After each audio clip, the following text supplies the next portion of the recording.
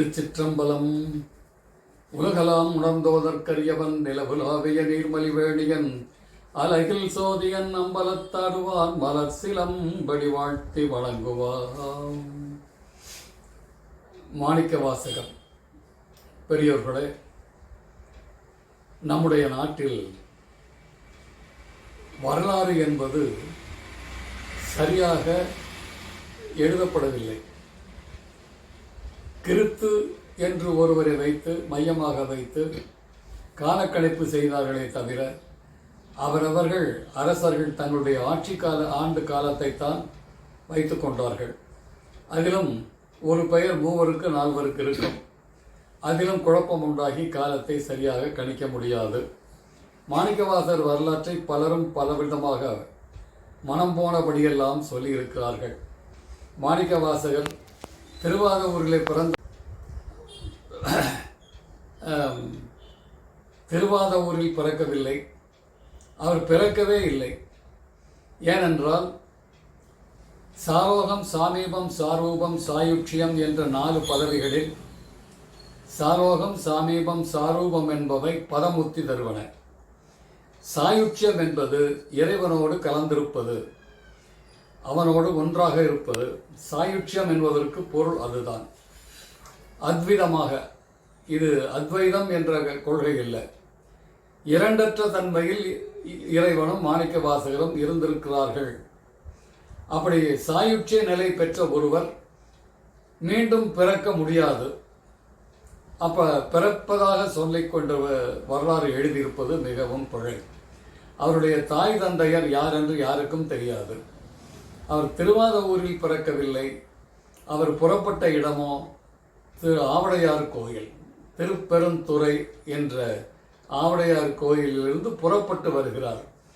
ஏன் அப்படி சொல்கிறோம் என்றால், ஆவடையார் கோயில் நந்தியம்பெருமான் இல்லை, ஆவடையார் கோயில் சிவபெருமானே இல்லை, ஆவடையார் மட்டுமே உண்டு, லிங்கமாகிய பானம் இல்லை.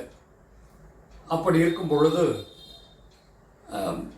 ஆவடையார் கோயிலில் இருந்து நந்தியாக புறப்பட்ட மாணிக்க வாசகர் ஏன் தெற்கு நோக்கி வந்தார்? அந்த கால ஆராய்ச்சி அது கூட பலருக்கு சரியாக செய்ய முடியவில்லை. சோழ நாட்டிலே சமணமும் பௌத்தமும் தலைநோக்கி இருந்தது. அதை அழிப்பதற்கு சிவபாத இருதயர் திருஞான சம்பந்தரின் தந்தையார் இறைவனை வேண்டி திருஞான சம்பந்தரை பெற்றார். அவரும் அப்பர் பெருமானும் சேர்ந்து சமணத்தை, கடவுள் இல்லை என்ற கொள்கை, மறுப்பு கொள்கையை எதிர்த்து போராடினார்கள். அதன் பிறகு சைவம் தலையை தூக்கி நின்றது. அவர்கள் சோழ நாட்டை மட்டும் கவனித்துக் கொண்டார்கள். பாண்டிய நாட்டிலே அவர்கள் சீர்திருத்தம் செய்ததாக வரலாறு இல்லை. அப்போ பாண்டிய நாட்டிலே பாண்டியன் களப்பிரர்களுடைய கைப்பாவையாக இருந்தான். பௌத்தத்தை, சமணத்தை தழுவி இருந்தவன் பாண்டியன். அதனால் மக்கள் எல்லோரும் வருத்தப்பட்டார்கள். இதற்காக பாண்டியனுக்கு முத்தி கொடுப்பதற்காக என்றே திருப்பாண்டி பதிகத்தில் மாணிக்க வாசகர் சொல்லுகிறார். பாண்டிய மன்னர்கள் பொதுவாக ஆராய்ச்சி அறிவிலே கம்மியானவர்கள். சிறிய செய்தி கூட அவர்களுக்கு நினைவிருக்கவில்லை. பாண்டிமாதேவியின் கூந்தலுக்கு மனம் இயற்கையா செயற்கையா என்று கூட கண்டுபிடிக்க முடியவில்லை. திருவிளையாடல் புராணத்திலே வேடர் ஒரு அந்தணனுடைய மனைவியை கருக்கொண்ட அவளுடைய உடலில் அம்பு தைத்து அவள் இறந்து விட்டாள். பக்கத்தில் அருகிலே நின்ற வேடன் தான் கொண்டிருப்பான் என்று அவனை பாண்டிய மன்னனிடம் கொண்டு நிறுத்தினார்கள். பாண்டியனுக்கு சொல்ல தெரியவில்லை. சோமசுந்தர கடவுளை அதற்கு வழிவகுத்ததாக திருவிளையாடல் புராணம் கூறுகிறது. இப்படி பாண்டிய மன்னர்கள் பல ஆரியப்படை கடந்த நெடுஞ்செழியனாகிய கோவலனை கொன்ற அவன் கோவலன் கல்வனா இல்லையா என்று கூட ஆராய்ச்சி செய்ய முடியவில்லை. அப்படி நல்லது கெட்டது தெரியாத பாண்டிய மன்னர்களுக்கு இறைவனே நல்ல கதி கொடுப்பதற்காக என்ற, பாண்டியருக்கு பரகதி கொடுப்பதற்காகவே அவர் தோன்றி வந்தார் என்று திருவாசகத்திலே மாணிக்க வாசகரே பாடுகிறார். அது திருப்பாண்டி பதிகத்திலே தெளிவாக இருக்கிறது. அப்படி வந்தபோது மாணிக்க வாசகர் ஆவடையார் கோயிலில் இருந்து இங்கே வந்தார். இவருடைய திறமையை பாராட்டி பாண்டியன் அவரை முதலமைச்சராக வைத்துக் கொண்டான். அப்படி வைத்துக் கொண்டதனால் அவர் மிக சிறப்பாக நாட்டை வழிநடத்தி செல்கிற பொழுது குதிரை வாங்க வேண்டிய கட்டாயம் இருந்தது. அந்த குதிரை வாங்குவதற்காக அரசன் மாணிக்கவாசகரை அனுப்பினான்.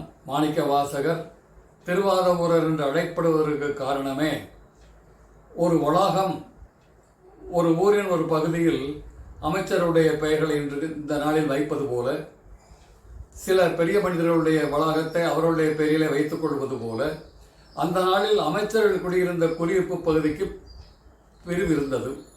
மதுரையின் வடக்கே மதுரை இருந்ததாக ஆய்வு சொல்கிறது. இப்பொழுது மதுரை இருப்பது வைகையின் தெற்கே. வடக்கே இருந்தபோது அந்த வடக்கே இருந்த நிலையில் திருவாதவூராகிய மாணிக்கவாசகர் தான் அமைச்சனாக இருந்து அமைச்சருக்கு வேண்டிய பரிவாரங்கள் எல்லாம் இருப்பதற்காக ஒரு வளாகம் ஏற்படுத்தி கொண்டார். அந்த வளாகத்தின் பெயர் திருவாதவூர். அவர் அங்கு தங்கியிருந்தாரே தவிர அங்கு இருந்தார் என்பதற்கு சான்றுகள், பிறந்தார் என்பதற்கு சான்றுகள் இல்லை. இன்னும் அதிகமாக சொல்ல போனால் மாணிக்கவாசகருடைய பெயரே இறைவனுடைய பெயர். மாணிக்கவாசகர் என்று யாரும் அவருக்கு பெயர் சூட்டவில்லை. அவர் இருந்த பகுதி திருவாதவூர், அவ்வளவுதான். இந்த திருவாதவூர் என்று ஏன் பெயர் வைக்க வேண்டும் என்றால், மாணிக்கவாசகருடைய திருவாசகம் முத்தி பணுவல், முத்தி தரக்கூடிய பணுவல் திருவாசகம். அதிலும் சிவராஜ யோகம் என்று சொல்லப்படுகிற மூச்சு பயிற்சியை முழுமையாக சொல்லுகிறார் மாணிக்கவாசகர். அதனால் அந்த பெயரே தன்னுடைய வளாகத்துக்கு வைத்துக் கொண்டார். வாதவூர் என்பதில் வாதம் என்பது காற்று, வாதம், பித்தம், சிலேத்துமம் என்ற 3 நாடிகளிலே வாத நாடி காற்று வாயு நாடி. நம்முடைய வாய்வை உடம்பில் உள்ள மூச்சை அடக்கி வழிப்படுத்தினால், மேலே செலுத்தினால் முத்தி பெறலாம் என்ற சுருக்கத்தில் அந்த பயிற்சியை எடுத்துக்கொள்வார்களாயின் அவர்கள் முத்திக்கு போய் விடலாம் என்பதை சொல்வதற்காக மாணிக்கவாசகர் திருவாத ஊர், வாதம் காற்று, ஊர் என்றால் ஊர்வது, உள்ளுக்குள்ளேயே ஊர்வது. மூச்சுக்காற்று உள்ளுக்குள்ளேயே இருக்க வேண்டும், வெளியே வரக்கூடாது. வெளியே வந்தால் மூச்சை வெளியே விட்டு உள்ளே இழுப்போமானால் அதனால் ஆசை உண்டாகும். ஆசை வரக்கூடாது என்றால் உள்ளேயே இருக்க வேண்டும். சித்தர் பெருமக்கள் எல்லோரும் அதை பற்றி நன்றாகவே சொல்லுகிறார்கள். அண்ணாக்கை உள்ளே அடைத்து மேலே செலுத்த வேண்டும் என்பது சித்தர்களுடைய வாக்கு. நாம் விடுகிற மூச்சுக்காற்று கீழ்நோக்கியே செல்கிறது. கீழ்நோக்கி செல்வதால் நுரையீரல் மூச்சு வாங்குகிறது. உண்ணுகிற உணவு கீழே இறங்குகிறது. கீழே இறங்குகின்ற காற்றினால் இறங்குகின்ற தன்மையை அபானன் என்று சொல்வார்கள். மேலே ஏறும் காற்றுக்கு பிராணன் என்று பெயர். அபானன் என்ற காற்று உண்ணுகிற உணவு கீழே இறங்குவதும், குடிக்கிற நீர் கீழே இறங்குவதும், சிறுநீர் கழிக்க கீழே இறங்குவதும், மலம் கழித்தல் கீழே இறங்குவதும், குழந்தை பெறுதலும் கூட கீழே இறங்குகின்ற காற்றால் வருவது, அது அபானன் என்று பெயர். அந்த அபானனை விடுத்து பிராணனாகிய மூச்சுக்காற்றை மேலே ஏற்ற வேண்டும். அப்படி ஏற்றினால் முக்தி கிடைக்கும். இதை பற்றி நிறைய விளக்கம் சொல்லணும், இது சுருக்கமாக சொல்கிறேன். அதனாலே திருவாதவூர் என்று பெயர் வைத்தார். எல்லோரும் மனிதனை தவிர மனிதனுக்கு பிறகு பிறந்த பேயாய், கணங்களாய், வல்லசுரராகி, முனிவராய், தேவராய் என்று சொல்லுகிற இவர்கள் எல்லோருமே மனிதனுக்கு பிறகு தோன்றியவர்கள். ஆனால் மீண்டும் முக்தி பெற வேண்டுமானால் அவர்கள் மனிதனாக பிறந்தே ஆக வேண்டும். அது மகாவிஷ்ணுவாக இருந்தாலும் சரி, பிரம்மனாக இருந்தாலும் சரி, இந்திரனாக இருந்தாலும் சரி, மனித பிறப்பு எடுத்தால் ஒழிய முத்திக்கு செல்ல முடியாது என்பது அவருடைய முடிவு. அதனால்தான் தேவாரத்தில் அப்பர் பெருமான் கூட 100 கோடி பிரம்மாக்கள் நொந்தினார், 6 கோடி நாராயணர் அங்கனே, 7 கங்கை மணலை எண்ணிலி இந்திரர் என்று அவர்கள் பிறப்படுப்பவர்கள், அவதாரம் செய்பவர்கள் என்பதை சுட்டிக்காட்டுகிறார். அதனாலே மனிதனாக இருப்பவன் ஒருவன் தான் மூச்சை அடக்கி வழிப்படுத்த முடியும்.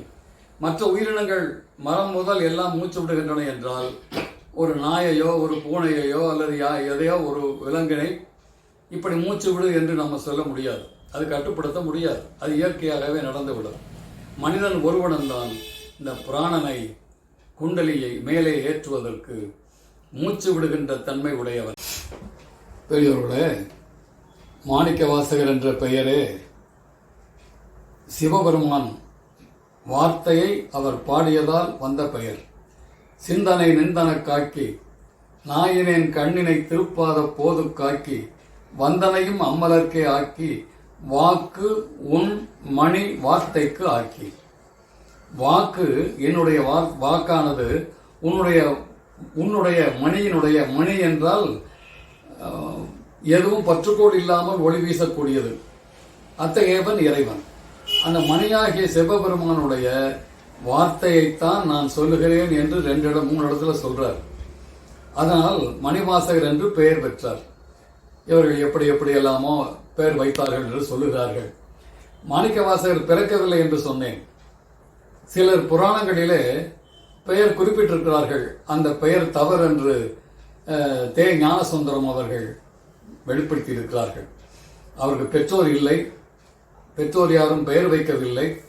இறைவனுடைய வாக்கை சொன்னதால் அவர் மாணிக்கவாசகர் ஆனார். மாணிக்கவாசகர் செய்கின்ற செய்தி மிக முக்கியமான ஒரு செய்தி. ஆன்மாக்கள் எல்லாம் உடலை விட்டு பிரிந்த ஆன்மா ஆண் பெண் என்று வித்தியாசம் கிடையாது.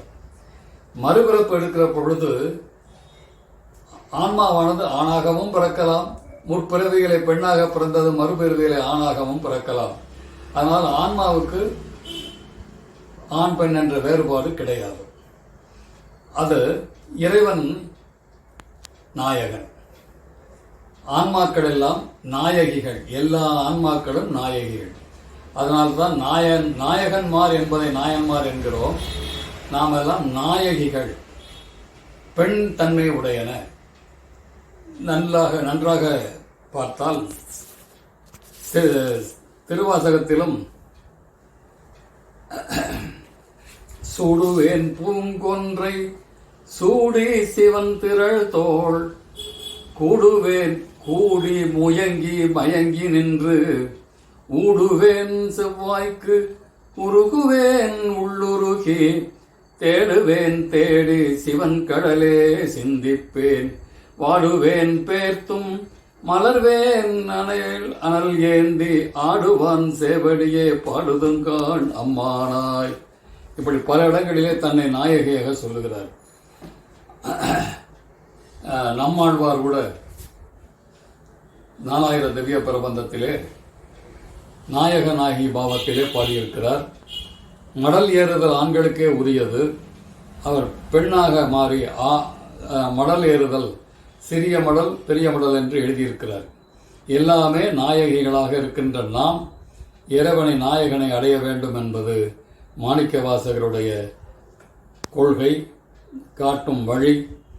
அதை சேர்வதற்கு அவர் பாடியிருக்கிற பாடல் நாமே பாடியது போல தன்மையில் பாடியிருக்கிறார். திருவாசகத்தை பாடினால் நமக்கு அது வேண்டும் என்று நாமே வேண்டுவது போன்ற அமைப்பை உடையது அந்த பாடல். மாணிக்கவாசகர் காட்டிய வழியை முத்திக்கு செல்ல வேண்டிய வழியை நாம் அடுத்தடுத்த பகுதிகளில் காணலாம். முழுமையும் ஒரே நேரத்தில் சொல்லிவிட முடியாது. தெளிவாக அடுத்தடுத்த பகுதிகளிலே முத்திக்குரிய வழியை நாம் காணலாம். தொடர்ந்து கேளுங்கள், பாருங்கள்.